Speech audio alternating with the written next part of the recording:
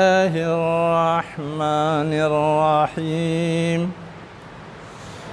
والمرسلات عرفا فالعاصفات عصفا والناشرات نشرا فالفارقات فرقا فالملقيات ذكرا عذرا أو نذرا إنما توعدون لواقع فإذا النجوم طمست وإذا السماء فرجت وإذا الجبال نسفت وإذا الرسل أقتت لأي يوم أجلت ليوم الفصل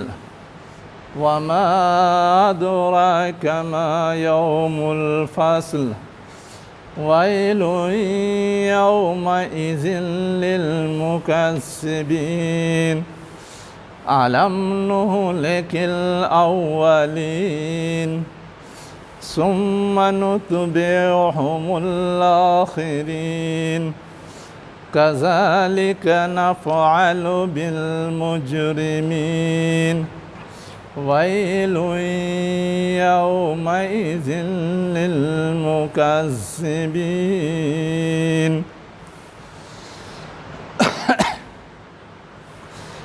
شروع اللہ کے نام سے جو انتہائی مہربان ہمیشہ رحم فرمانے والا ہے۔ آج ہم سورہ مرسلات شروع کر رہے ہیں، جس کا مرکزی موضوع ہے آخرت کا وقوع اور آخرت کے انجام۔ قیامت یا آخرت کے سلسلے میں تذکرہ پیچھے سے بھی چل رہا ہے، اس سے پہلے سورہ قیامہ سورہ دہر میں بھی ہے، اور اس کے بعد سورہ نبا سورہ نازعات وغیرہ میں بھی ہے۔ اس سورہ کے اندر جو آثار کائنات ہیں اس سے قیامت کے وقوع کو ثابت کرنے اور اسے ممکن ثابت کرنے کی کوشش کی گئی ہے۔ اب اس میں جو چیز سب سے زیادہ اہم ہے وہ یہ ہے کہ مرسل کا معنی کیا ہے۔ ارسال معنی بھیجنا ہوتا ہے، مرسل معنی بھیجے ہوئے۔ اب یہ تو ایک صفاتی لفظ ہے، مراد کیا ہے؟ تو اب مراد کے سلسلے میں ایک رائے تو یہ ہے کہ ہوائیں مراد ہیں، دوسری رائے یہ ہے کہ فرشتے مراد ہیں، تیسری رائے یہ ہے کہ اللہ تعالیٰ جو بہت سارے حوادث اور آفات بھیجتا رہتا ہے وہ مراد ہے۔ واقعتاً کیا مراد ہے اس کو سمجھنے کے لیے جو موضوع بحث ہے اس کو اگر ہم سامنے رکھیں تو پھر آسانی سے طے کر سکتے ہیں۔ اصلاً قیامت کا وقوع ثابت کرنا ہے۔ اب قیامت جو ہے وہ ایک غیب کی چیز ہے۔ اب غیب کی چیز پر کوئی دلیل یا پروف لانے کے لیے حاضر یا موجود اور محسوس چیز کے ذریعے لایا جائے تو وہ سمجھنے سمجھانے کے لیے زیادہ موضوع اور بہتر ہے، اور اگر ویسے ہی غیب کی کسی چیز کا حوالہ دیا جائے تو وہ بھی غیر محسوس ہے، غیر مرئی ہے، کسی نے دیکھا نہیں ہے، جھٹ اس کا بھی انکار کر دے گا۔ تو اس اصول کے لحاظ سے فرشتوں کو مراد لینا یا آفات کو مراد لینا وہ بہت زیادہ سوٹ نہیں کرتا، اس لیے کہ فرشتوں کو تو کسی نے آج تک نہیں دیکھا۔ ایک آگ فرشتے کو کبھی کبھار دیکھا، وہ دیکھنا نہیں کہلاتا۔ اور آفات و مصیبت جب تک ہم پر نازل نہیں ہو ہمارے لیے ماضی کے سارے آفات اور مصیبتیں غائب ہیں، پتہ نہیں کیا صورتحال تھی، کتنا اس کا نقصان تھا، کتنے اس کے اثرات تھے، ہمیں نہیں معلوم، صرف ہم ایک اندازہ ٹھہرا سکتے ہیں۔ ہوائیں جو مراد لیتے ہیں وہ یہ کہتے ہیں کہ ہواؤں کا مشاہدہ اس کائنات میں ہر فرد کرتا ہے، اور ہوا ایسی چیز ہے جس کے حوالے سے بہت سارے جو اس کے نفع نقصان ہیں اس کو ہر شخص محسوس کرتا ہے۔ یہاں اصل میں مرسلات کے ساتھ ایک لفظ جوڑا گیا، عرفا۔ عرف کا مطلب یہ ہے کہ جانا پہچانا۔ ہوائیں جو چلتی ہیں اس سے جو نتائج برآمد ہوتے ہیں، اس کے جو اثرات ہوتے ہیں، اس سے جو نفع نقصان پہنچتا ہے، اسے انسان جانتا ہے، روز کا واسطہ اسے ہے۔ اب ہوا ہمیں اور آپ کو زندگی بخشتی ہے، بغیر ہوا کے ہم زندہ نہیں رہ سکتے، یہ کون شخص ہے جو نہیں جانتا؟ ہوا اگر تیز ہو جائے تو وہ مصیبت بن جاتی ہے، ہوا اگر گرم ہو جائے تو وہ بھی مصیبت بن جاتی ہے، لو کی شکل میں۔ آج کل گرمی کا موسم ہے، تیز ہو جائے مطلب ہے کہ طوفانی ہوا ہو جائے، ہوا بہت ٹھنڈی ہو جائے تو بھی وہ مصیبت ہے، انسانی بدن کو بالکل سکیڑ کر کے اور مفلوج بنا کے رکھ دیتی ہے۔ عموماً فالج کا حملہ کب ہوتا ہے؟ جاڑے کے موسم میں۔ انسان کی قوت برداشت جو ہے وہ اس ٹھنڈک کو برداشت نہیں کر پاتی۔ اٹیک جاڑے میں زیادہ ہوتا ہے، فالج کا اٹیک، وجہ اس کی ایٹماسفیئر کے اس ٹھنڈے صورتحال بھی ہے۔ خون جمنے لگتا ہے، خون کا سرکولیشن کم ہو جاتا ہے، اٹیک ہو جاتا ہے، اس لیے کہ جب ٹھنڈک زیادہ ہوتی ہے تو خون جمنا شروع ہو جاتا ہے۔ یہ ہے اصل چیز۔ تو ان ساری چیزوں کا مشاہدہ اور تجربہ تو انسان کرتا ہے۔ اب اس سے آگے بڑھ کر کے کائنات میں جو بہت ساری چیزیں نظروں کے سامنے ہوتی ہیں اس میں بھی ہواؤں کا رول ہے۔ اب کیسے ان میں ہواؤں کا رول ہے؟ کچھ چیزوں کی طرف تو اس میں اشارہ کیا گیا ہے، اور کچھ چیزیں ہم اور آپ محسوس کر سکتے ہیں۔ جیسے پہلا رول بتایا گیا، فالعاصفات عصفا۔ عاصفہ کہتے ہیں آندھی کو، جو کسی بھی مضبوط اور ٹھوس چیز کو اکھاڑ کے رکھ دے، اکھاڑ دینے والی۔ تو اب وہ درختوں کو بھی اکھاڑ دیتی ہے، جانوروں کو بھی اڑا لے جاتی ہے، مکانوں کو بھی تہس نہس کر دیتی ہے، جو آندھی ہوتی ہے۔ اور اس چیز کا مشاہدہ اپنی انسانی زندگی میں انسان برابر کرتا رہتا ہے۔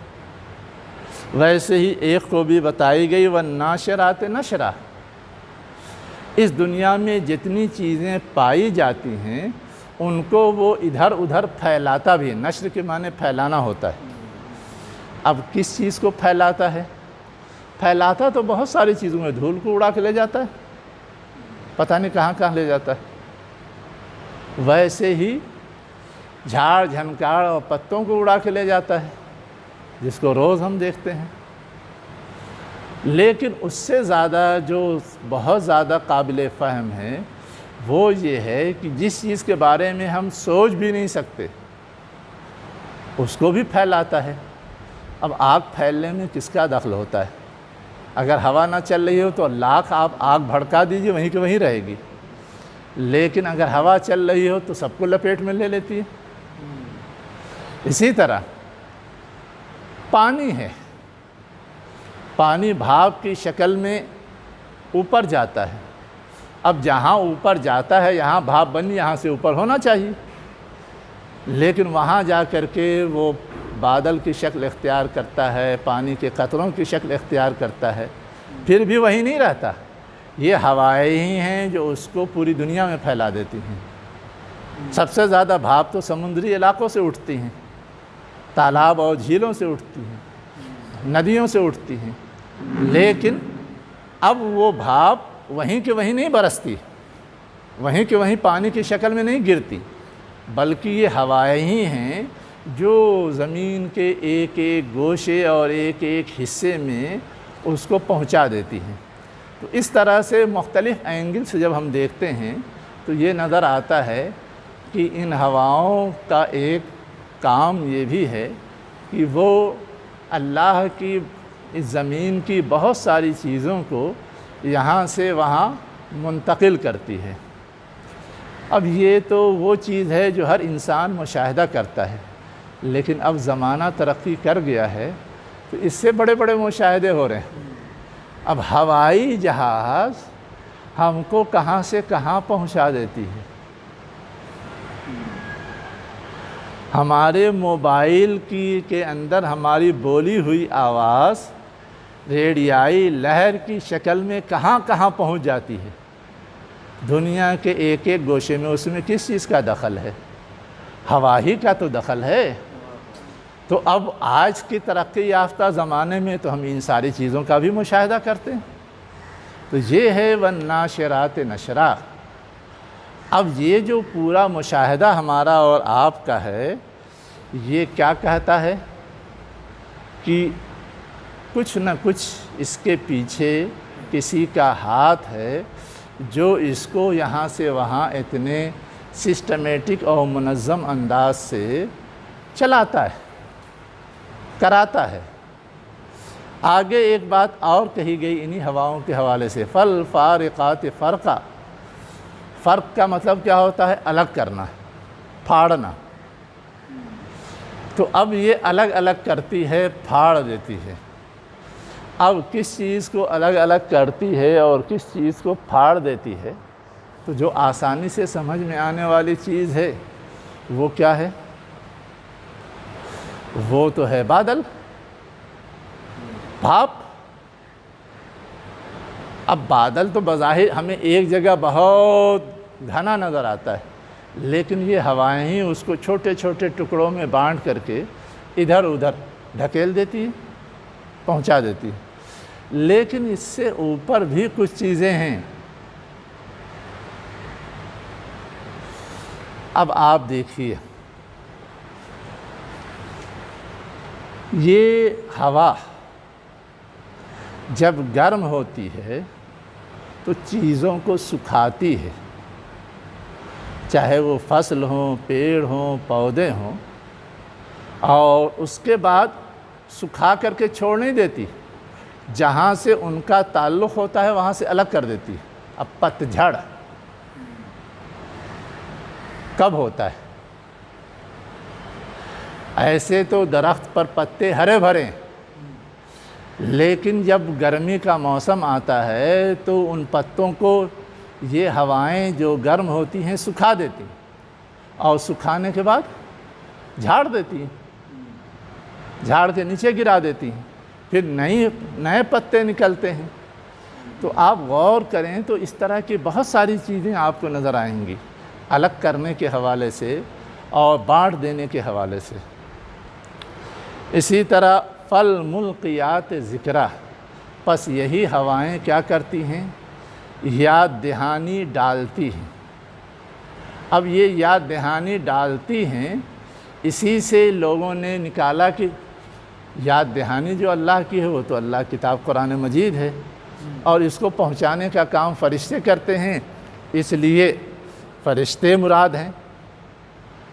لیکن ہے یہ کہ دنیا میں یاد دہانی کا کام صرف اللہ کی کتاب تو نہیں کرتی، اس کائنات میں جتنی چیزیں ہیں اس کی جو ندرت ہے، اس کا جو عجب ہے، اس کا جو انوکھا پن ہے، وہ بھی یاد دہانی کا کام کرتا ہے نا۔